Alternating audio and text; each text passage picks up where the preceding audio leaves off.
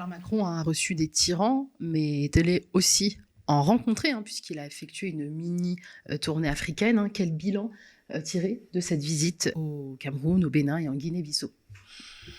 Disons que à chaque pays sa spécificité. Ce qu'il faut noter, en tout cas dans l'étape camerounaise, c'est que et c'est quelque chose dont on a peu parlé en France. Emmanuel Macron a fait une photo avec Franck Biya, le fils de Paul Biya. Or, on sait qu'en Afrique centrale, on a désormais affaire à des républiques héréditaires.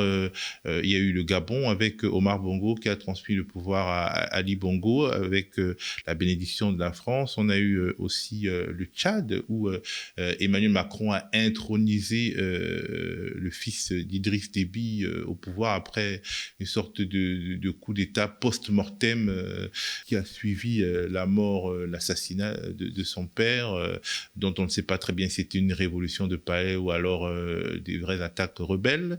Il y a aussi au Congo-Brazzaville l'ombre de Denis Christel Sassou Nguesso, le fils de Denis Sassou Nguesso, président du Congo. En République démocratique du Congo, il y avait déjà eu la dynastie des Kabila. Bon, on est passé à autre chose avec finalement le fils de l'opposant historique qui a pris le pouvoir. Bref, cette photo, elle ne peut pas être innocente parce que au Cameroun, c'est vraiment la question fondamentale qui agite le landerneau. Et psychologiquement, voir le président de la France qui a été la puissance tutélaire de la France, même si ça n'a pas du Cameroun, même si ça n'a jamais été directement une colonie, et saluer celui que le système veut manifestement imposer, en fait, c'est une image dont on aurait pu se passer. Alors, au Bénin, c'était une autre étape, durant laquelle Emmanuel Macron a beaucoup parlé de la Russie. Il en a parlé au Cameroun, il a aussi beaucoup parlé au Bénin, et de manière assez spécial parce que en gros il a accusé la Russie d'être une sorte de puissance impérialiste, ce qui est le cas dans son précaré historique, le précaré historique de l'URSS. La France et la Russie se ressemblent beaucoup dans le fait de ne pas vouloir voir leurs empires historiques mourir. Et il a évoqué aussi les régimes discrédités auxquels la Russie apporte leur soutien, mais c'est une accusation en miroir puisque la France fait exactement la même chose avec d'autres régimes discrédités. Et puis en Guinée-Bissau, il s'est beaucoup appesanti sur son litige avec le régime de transition malien, le régime militaire malien, et en utilisant la tribune que lui donnait le président bissau-guinéen pour se plaindre du Mali qui ils ont fait des infidélités à la France avec la Russie. Il a accusé le pouvoir militaire de s'attaquer globalement aux Peuls. On peut écouter un extrait de ce qu'il a dit. Les Peuls, c'est une ethnie du Mali.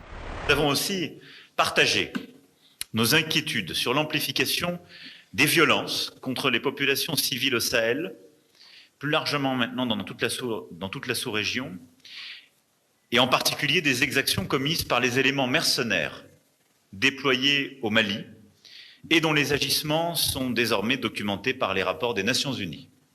Wagner, pour ne pas les citer.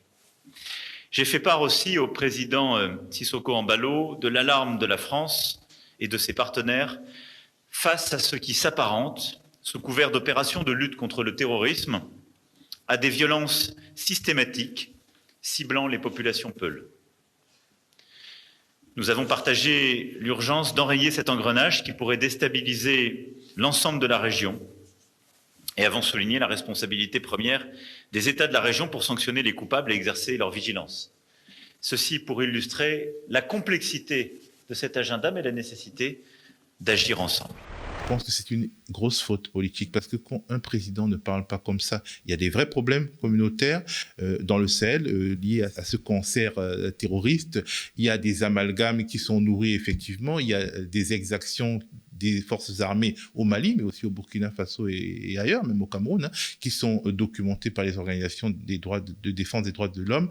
Mais le président de la République française ne peut pas venir jouer le diviseur ethnique dans des pays qui ont été des colonies. Il ne peut pas parler comme ça. Il peut évoquer les questions des droits de l'homme, mais il a le devoir de laisser parler les organisations spécialisées là-dessus. Il ne peut pas, alors que la France, justement, a une gouvernance coloniale qui se fondait sur la division ethnique et la subdivision ethnique des nations, il ne peut pas venir jouer à ce jeu-là. Je pense que c'est grave. Vu d'Afrique, ici en France, on en a très peu parlé. Je remarque de toute façon que quand Emmanuel Macron s'en va en Afrique subsaharienne, la majorité des médias, y compris les médias qui ne sont pas des médias disons, très très proches du pouvoir, recycle les éléments de langage du pouvoir sans aucune sorte de distance, et on ne se rend pas compte que ce sont ces erreurs-là qui rendent la tâche difficile pour la diplomatie française en Afrique, et non pas uniquement l'activisme de la Russie. Je pense que les Africains n'ont pas attendu l'activisme renouvelé de la Russie pour avoir beaucoup de griefs contre la France. Et au Cameroun, justement, Emmanuel Macron est parti, et il a parlé en quelques minutes du contentieux historique, c'est-à-dire le Cameroun, comme l'Algérie, a mené une lutte d'indépendance qu'il a perdue, mais il y a eu des dizaines de milliers de morts au bas mot. Et moi-même qui vous parle, en fait, mon grand-père a été prisonnier politique durant cette période terrible, en 1955, en particulier. Il y a eu des crimes épouvantables, il en a parlé assez rapidement, mais ce sont des choses comme ça qui nourrissent l'amertume, et un comportement qui de manière assez décomplexée vient appuyer sur tous les boutons de l'ethnicité pour aggraver une situation qui est déjà grave, je ne comprends pas. Oui, il y a quelque chose de ce passé colonial qui se rejoue encore aujourd'hui, Thomas.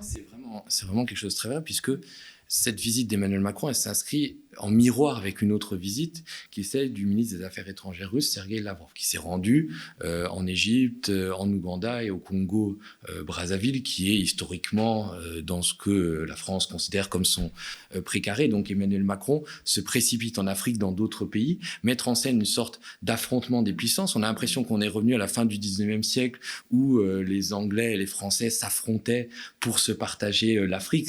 D'ailleurs, ils avaient failli entrer en guerre à Fashoda. Mais on est aujourd'hui en 2022, et Emmanuel Macron fait comme si finalement l'Afrique, il n'y avait pas de peuple, il n'y avait pas de souveraineté, il n'y avait pas des gens qui étaient désireux d'assumer leur propre indépendance, loin de la Russie, loin de la France, loin de toute puissance tutélaire. Et donc, au nom de cet affrontement-là avec la Russie pour le contrôle des pays, comme si finalement on jouait à un jeu de société, on prenait des pions, on est prêt à assumer n'importe quoi, à accepter n'importe quoi, y compris des successions complètement bancales. Le Cameroun a été dirigé depuis 1982 par une sorte de momie qui passe 6 mois de l'année à Genève et qui gère absolument pas son pays, si ce n'est pour arrêter des opposants et pour éradiquer toute contestation. Et là, on est prêt à mettre son fils au pouvoir, son fils qui n'a montré aucune qualité, si ce n'est d'être le rejeton d'un dictateur au pouvoir, et on sera prêt donc à adouber des coups d'État aussi longtemps que finalement ces régimes-là serviront la France.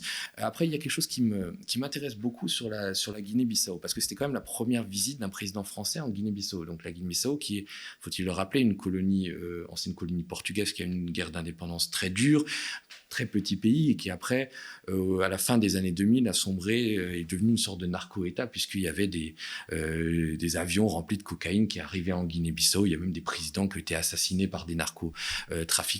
Et il y a eu un président qui a été élu en 2020, qui s'appelle Umaro Sissoco Embalo, qui lui aussi a un peu trempé dans le trafic de drogue, puisque il y a quelques années, il était le représentant de Kadhafi, et Kadhafi qui était une des hautes mains du trafic de drogue. Mais surtout, c'est un grand ami à qui ?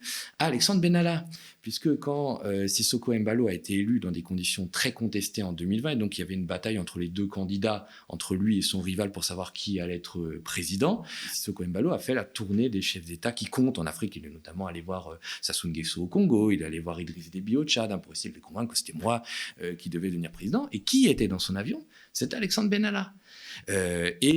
En 2020, donc Sissoko Embalo a été très malade du Covid, il a été évacué en France, et qui lui a de nouveau rendu visite ? Alexandre Benalla, avec Ludovic Schecker, qui est toujours conseiller à l'Élysée, qui travaille toujours à l'Élysée, qui était celui qui avait embauché Alexandre Benalla. Et on sait que Sissoko Embalo est encore un très très proche de Nicolas Sarkozy. Donc est-ce que finalement il n'y aurait pas d'autres raisons que des raisons géostratégiques à ce voyage en Guinée-Bissau que moi, je n'arrive pas vraiment à comprendre au vu du peu d'importance que peut receler en fait la Guinée-Bissau n'est pas forcément une puissance régionale, même si c'est un pays qui a lutté très durement contre la colonisation portugaise. Ça, c'est quelque chose qui, moi, me semble très intéressant. Et pour revenir sur la question des Peuls, moi, c'est une question qui est effectivement fondamentale. C'est-à-dire, effectivement, les Peuls, c'est une communauté qui s'étend de la Guinée jusqu'en Centrafrique. C'est des gens qui sont, pour certains, sédentarisés, mais qui restent nomades, principalement éleveurs, et qui ont souvent souffert, c'est-à-dire qui ont été peu intégrés dans les États dans lesquels ils vivaient, qui ont été victimes de discrimination, dont on ne prévoyait pas les soins adaptés, dont on ne prévoyait pas des places dans les écoles, qui voyaient leur bétail racketté, et qu'effectivement, pour certains, quand les djihadistes sont apparus au Sahel, notamment au Mali, sont allés se placer sous la protection illusoire des djihadistes, puisque les États en place, les États complètement faillis, des États soutenus par la France, ne les soutenaient pas. Mais c'est-à-dire ce raccourci-là qu'on fait souvent entre djihadistes et Peuls est complètement inopérant et complètement faux. Je prends un simple exemple. Au lac Tchad, quand Boko Haram a envahi le lac Tchad, ils s'en sont pris aux Peuls. Donc en fait, c'est quelque chose qui ne marche pas. Mais moi, je trouve que l'attitude d'Emmanuel Macron déjà est dangereuse, effectivement, de pointer une communauté, mais aussi parfaitement hypocrite. En 2017-2018, la France a embauché des supplétifs dans sa lutte contre le terrorisme au Mali, qui étaient des supplétifs Touareg, de mouvement rebelle qui s'appelle le MSA et le Gassia. Des gens qui ont coopéré avec l'armée française, que l'armée française soutenait en munitions, en vivres, en machin. Ces gens-là sont allés faire des massacres contre les Peuls. À l'époque, personne n'en a parlé.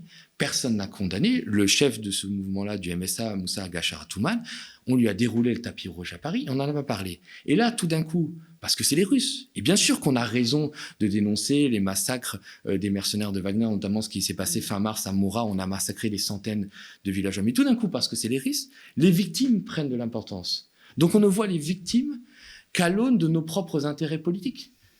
Et ça, moi, je trouve ça d'un scandale absolu.